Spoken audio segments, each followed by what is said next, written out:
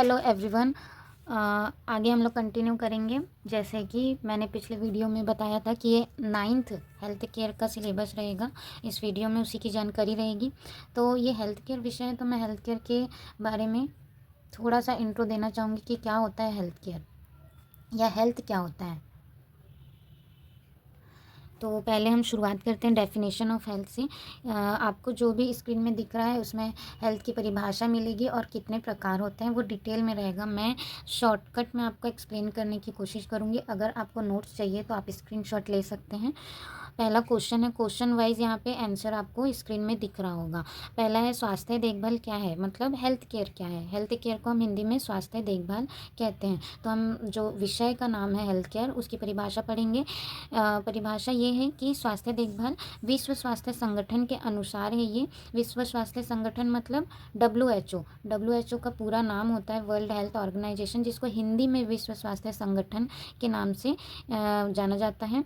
जो विश्व स्वास्थ्य संगठन है वो 7 अप्रैल 1948 में स्वास्थ्य की परिभाषा दी गई। और WHO का जो निर्माण भी बोल सकते हैं, वर्ल्ड हेल्थ ऑर्गेनाइजेशन, वो 7 अप्रैल 1948 में ही आया था। और इसी वजह से हर साल 7 अप्रैल को वर्ल्ड हेल्थ डे मनाया जाता है।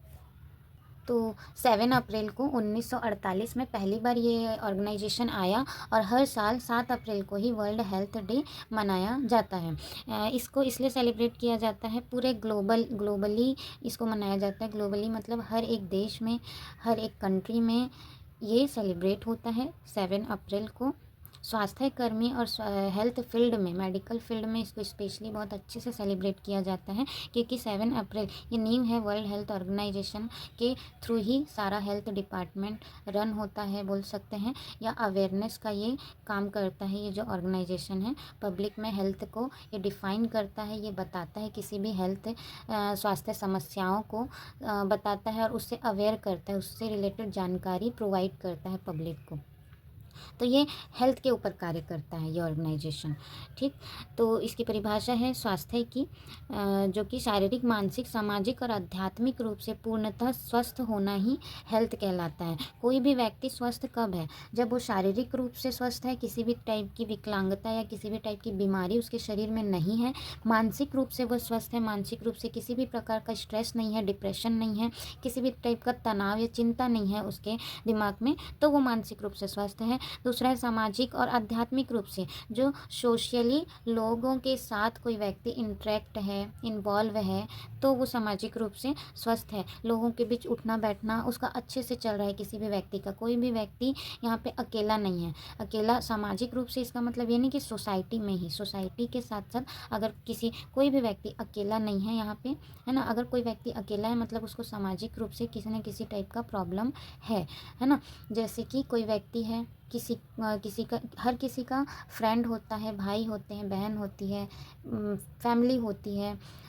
अगर कोई अनाथ है तो ऐसा नहीं बोल सकते कि वो तो अकेला है, नहीं, वो सोसाइटी में अकेला नहीं है। या तो उसके कोई ना कोई फ्रेंड्स होते हैं जिनसे वो बातें करते हैं, जिनके बीच वो रहते हैं, है ना। तो इस तरीके से सामाजिक रूप से इन्वॉल्वमेंट सामाजिक स्वास्थ्य को परिभाषित करता है। आध्यात्मिक रूप से स्वस्थ होना मतलब, अध्यात्म मतलब किसी न किसी चीज़ में आपकी आस्था, विश्वास होना। किसी का ईश्वर में विश्वास है, किसी का किसी न किसी चीज़ में हर किसी को विश्वास होता है और उसी विश्वास से वो हर कार्य को करता है ना। किसी का विश्वास कार्य में होता है, मतलब काम में होता है, किसी का विश्वास ईश्वर में होता है।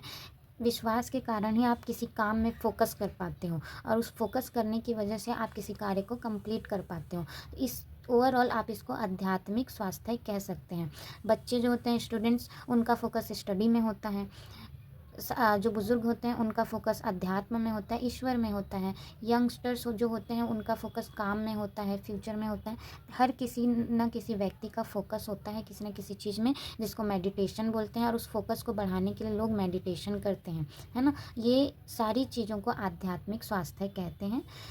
तो जो भी व्यक्ति है शारीरिक, मानसिक, सामाजिक, आध्यात्मिक रूप से पूर्णतः जो स्वस्थ होता है उसे स्वास्थ्य कहते हैं।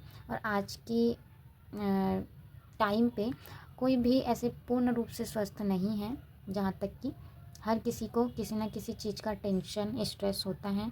शारीरिक रूप से अगर स्वस्थ हैं तो मानसिक रूप से बीमार हैं।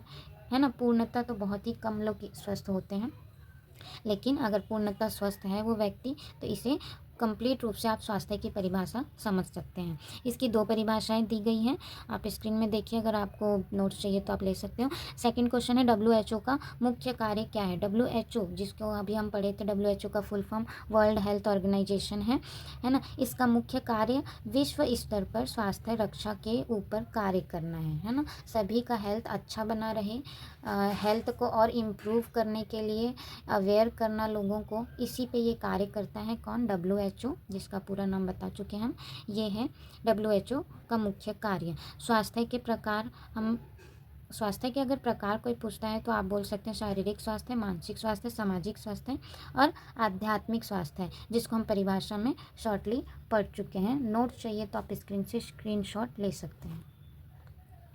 ये था आपका हेल्थ का के बारे में थोड़ा सा जानकारी। आगे के वीडियो में आपका सिलेबस शुरू हो जाएगा, यूनिट जो कि 5 यूनिट है 9th में, आपका फर्स्ट यूनिट आपका शुरू हो जाएगा। Thank you.